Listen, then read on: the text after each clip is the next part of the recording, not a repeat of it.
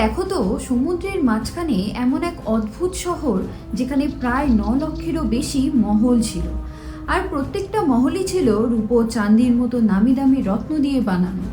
এমনকি এখানকার ফার্নিচার অবধি ছিল সোনা দিয়ে মোড়ানো, যেখানে দেশ বিদেশ থেকে আমদানি রপ্তানি হতো। যেই শহরে ছিল নামি দামি অস্ত্র, অত্যাধুনিক বায়ুযান, আর শহর এতটাই ওয়েল প্ল্যান ছিল যে এই শহরকে ধ্বংস করা প্রায় অসম্ভব ছিল। কিন্তু একদিন সেই শহরই এক মায়ের অভিশাপে জলের তলায় তলিয়ে যায়।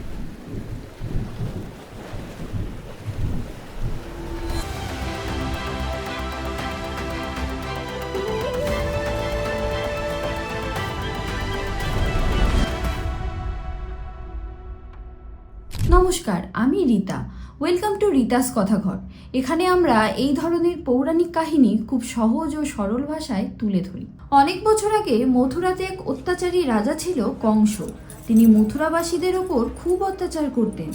এই দেখে একদিন কৃষ্ণ তাকে হত্যা করে মথুরাবাসীদের রেহাই দেন। তারপর থেকে তিনিও মথুরাতেই থেকে যান।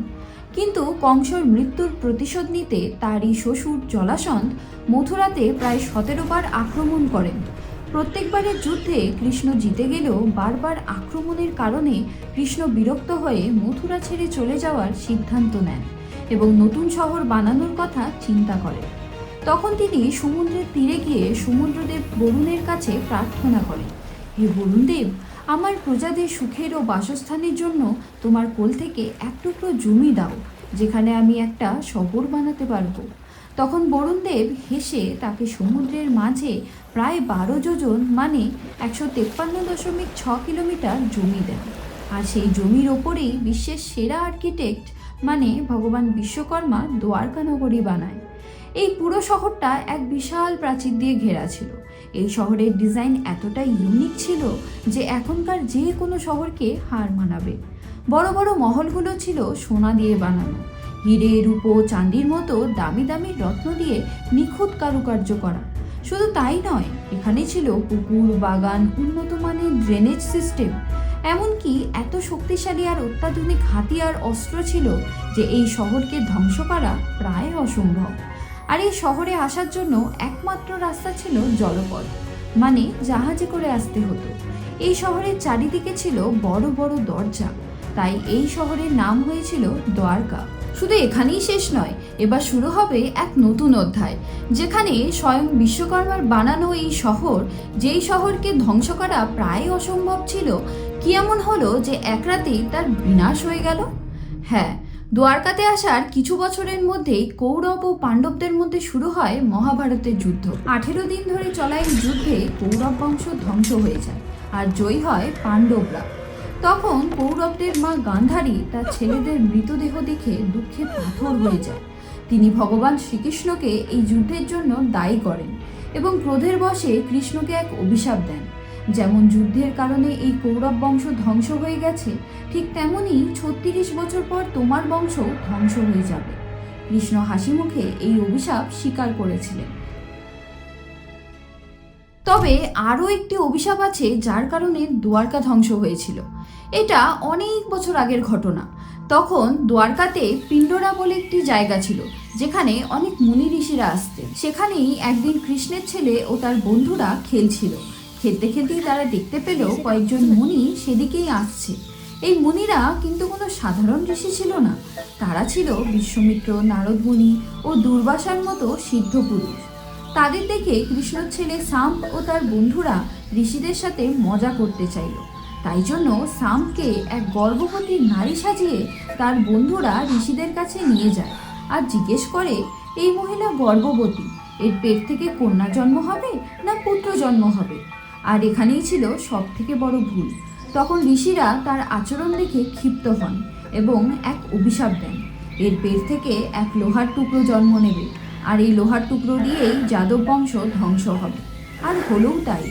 ঋষির অভিশাপ মতো সামনের পেট থেকে সত্যিই একটি লোহার টুকরো বের হয়।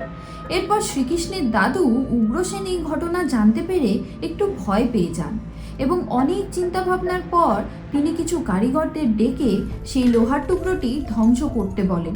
এরপর সেই টুকরোটি ধ্বংস করে সমুদ্রে ভাসিয়ে দেওয়া হয়। আর তারপর একটি বিশাল মাছ সেই টুকরোটিকে খাবার ভেবে গিলে ফেলে।